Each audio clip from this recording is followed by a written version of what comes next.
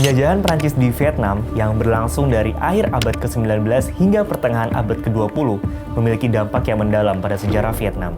Perang ini juga berkontribusi signifikan pada konteks global bayangan Perang Dingin di tahun 1960-an. Nah, pada periode penjajahan ini, Prancis menghadapi perlawanan sengit dari rakyat Vietnam yang berjuang untuk kemerdekaan mereka dan menciptakan dasar yang kuat bagi milisi Vietnam untuk bersiap dalam perang proksi yang akan datang. Dalam peta perang proksi yang melibatkan dua kekuatan ideologi besar dunia ini, kisah dramatis perang Vietnam di Asia Tenggara pada tahun 1955 sampai dengan 1975 menjadi bab sendiri yang penuh intrik dan konflik. Amerika Serikat mendukung eksistensi Vietnam Selatan. Sementara perang Vietnam juga melibatkan keterlibatan langsung dari Uni Soviet dan Tiongkok. Nah, keduanya memberikan dukungan militer, finansial, dan logistik kepada Vietnam Utara, serta menciptakan dinamika perang proksi yang mencolok. Konflik di Vietnam juga menjadi simbol perjuangan global antara ideologi komunis dan kapitalis. Mari kita telusuri jejak sejarah yang melibatkan kepentingan global, konflik ideologi, dan pertempuran sengit dengan kompleksitas dinamika politik pada era tersebut. Semakin rumit intrik politiknya, semakin seru ceritanya nih. Yuk upgrade pengetahuan kamu di @now, @knowledge.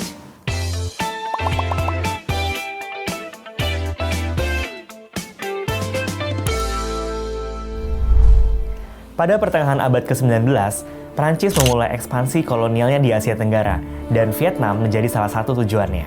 Pada tahun 1858, Prancis melancarkan serangkaian ekspedisi militer di Vietnam yang dikenal sebagai Perang Cochin China, yang berujung pada pendudukan Prancis di bagian selatan Vietnam. Nah, pada tahun 1884, melalui kesepakatan Tientsin, Prancis mendirikan wilayah protektorat atas Vietnam Utara dan Selatan, lalu membentuk Uni Indochina yang di dalamnya mencakup wilayah Vietnam, Kamboja, dan Laos. Penjajahan Prancis membawa perubahan besar dalam struktur sosial, politik, dan ekonomi Vietnam. Sistem feodal tradisional digantikan oleh kontrol kolonial Prancis, yang menguntungkan kelompok elit yang bekerja sama dengan penjajah. Sementara sebagian besar rakyat Vietnam menderita di bawah beban pajak dan kerja paksa.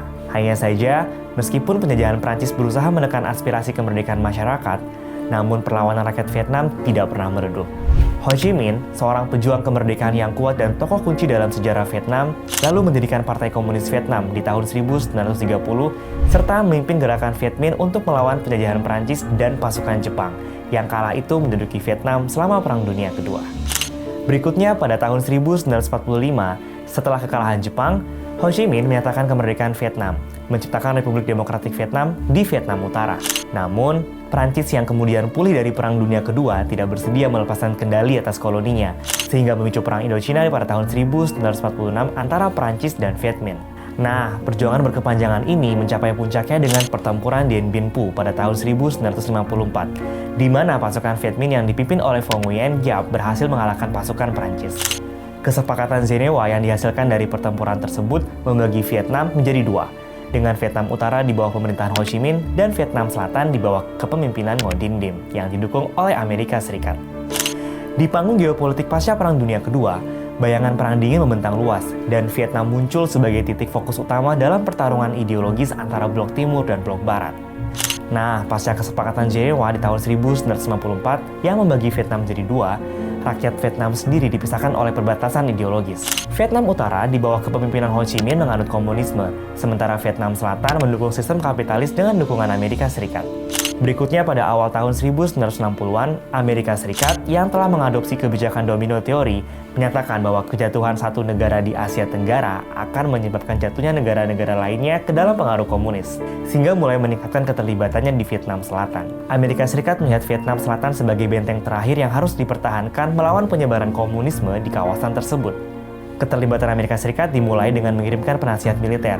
Namun, seiring berjalannya waktu, pasukan tempur dan dukungan militer yang lebih besar diberikan kepada pemerintahan Vietnam Selatan. Konflik semakin meningkat, kemudian menciptakan front baru dalam pertarungan ideologis antara Blok Timur dan Blok Barat.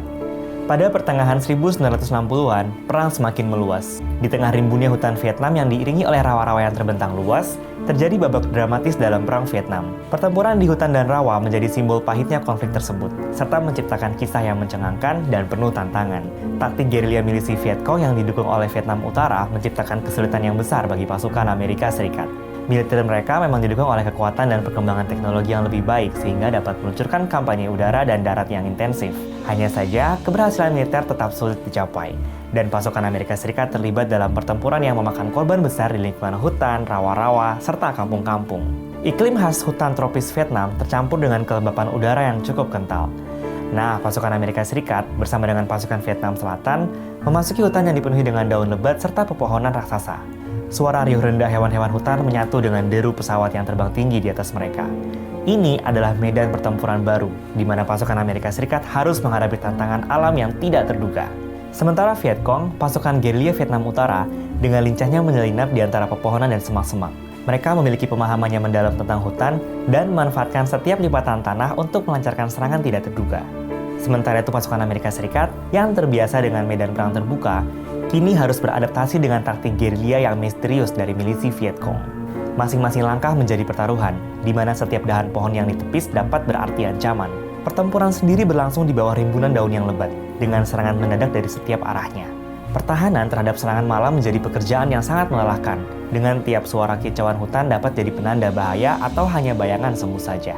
Setelah mereka melewati hutan yang menakutkan, pasukan juga terlibat dalam perjuangan sengit di rawa-rawa yang semakin meluas. Nah, rawa-rawa ini tidak hanya menjadi rintangan fisik, namun juga menciptakan kondisi yang sulit serta memperlambat pergerakan pasukan Amerika Serikat.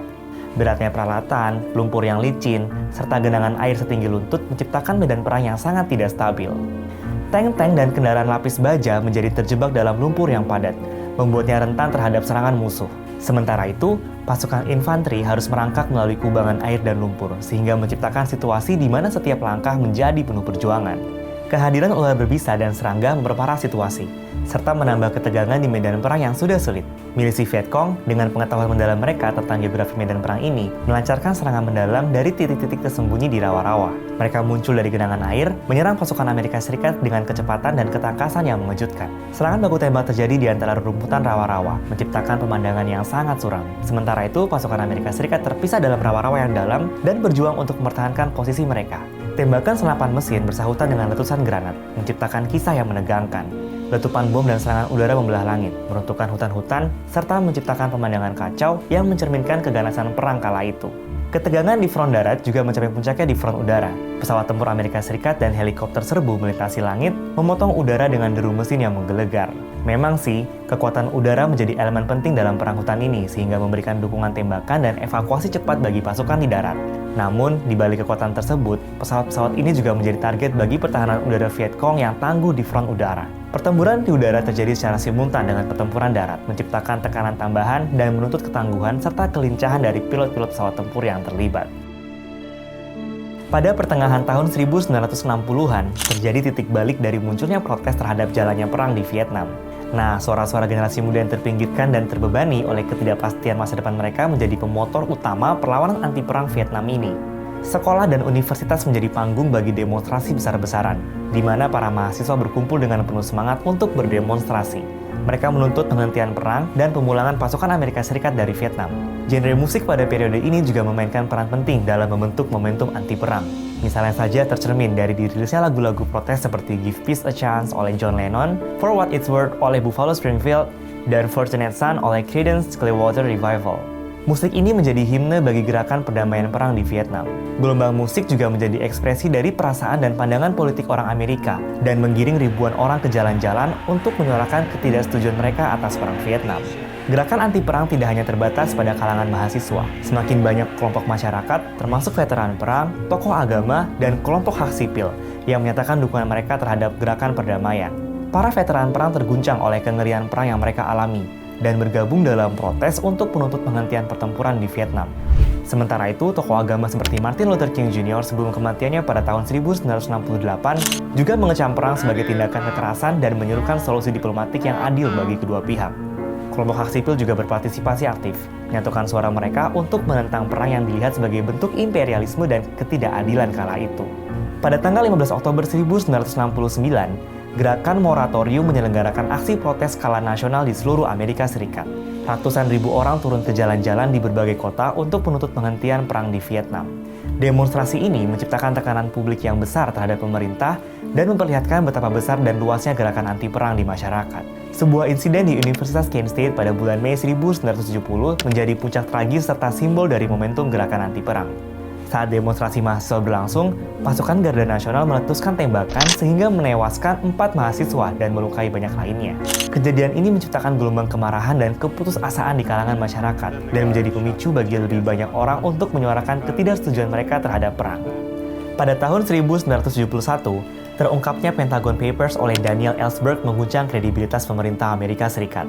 Dokumen ini membocorkan informasi rahasia tentang kebijakan perang di Vietnam dan mengungkapkan bahwa pemerintah telah menyembunyikan fakta-fakta tentang eskalasi perang kepada publik. Pengungkapan ini memperkuat ketidakpercayaan masyarakat terhadap pemerintah dan menjadi bahan bakar bagi gerakan anti-perang di fase berikutnya. Gerakan anti-perang tidak hanya menciptakan perubahan di jalanan, tetapi juga di lingkup politik. Kesadaran publik terhadap perang membawa dampak elektoral yang signifikan. Misalnya saja pada pemilihan presiden tahun 1972, di mana kandidat presiden yang menentang perang Vietnam, seperti George McGovern, mendapatkan dukungan dari masyarakat banyak, meskipun pada akhirnya kalah dari Richard Nixon kala itu. Namun meskipun demikian, suara anti-perang memberikan peringatan keras kepada pemerintah bahwa masyarakat mulai menuntut perubahan secara simultan dan kontinu. Perang Vietnam tidak hanya merugikan secara politik dan militer, namun juga menciptakan dampak sosial yang mendalam di seluruh Vietnam. Rakyat Vietnam mengalami penderitaan yang tidak terhitung jumlahnya, baik akibat serangan militer maupun dampak ekonomi yang ditimbulkan oleh konflik itu sendiri. Jutaan keluarga yang terpisah, desa-desa yang hancur, serta jutaan orang kehilangan nyawa ataupun terluka. Perang ini juga menciptakan gerakan anti-perang yang sangat besar di Amerika Serikat. Demonstrasi, protes mahasiswa, dan gerakan aktivisme mencuat ke seluruh negeri, mengecam keterlibatan Amerika Serikat dan menuntut penghentian perang. Pada tahun 1973, Amerika Serikat menarik pasukannya dari Vietnam, meninggalkan konflik yang masih berlangsung antara kedua blok Vietnam di utara dan selatan. Penarikan pasukan dari Vietnam ini menandai akhir keterlibatan militer aktif mereka. Selanjutnya, Traktat Paris ditandatangani, dan Vietnam kembali bersatu di bawah pemerintahan komunis dari utara. Bagi Amerika Serikat sendiri, Perang Vietnam menjadi capaian yang sangat pahit dan menandai kegagalan mereka dalam mencegah penyebaran komunisme di Asia Tenggara serta menciptakan trauma nasional yang sangat mendalam. Tidak heran kan, ada banyak sekali ragam ekspresi dari film-film Hollywood seperti film Rambo yang justru menampilkan keberhasilan pasukan Amerika Serikat dalam menghadapi Perang Vietnam di tahun 1970-an ini. Padahal kalau dipikir, data dari laporan sistem kematian pertahanan Amerika Serikat mencatat sebanyak 58.281 tentara mereka tewas saat berperang di Vietnam. Sementara Vietnam Veteran Memorial Fund merilis angka yang sedikit berbeda. Menurut mereka, jumlah personil yang tewas adalah sebanyak 58.220 personil, dan hanya berbeda tipis ya selisihnya Sobat Esen. Nah, gimana Sobat Esen? Rasa penasaran kamu sudah terjawab? Jangan lupa follow semua media sosial esen.id. Sampai jumpa di tema-tema menarik berikutnya. Salam pintar!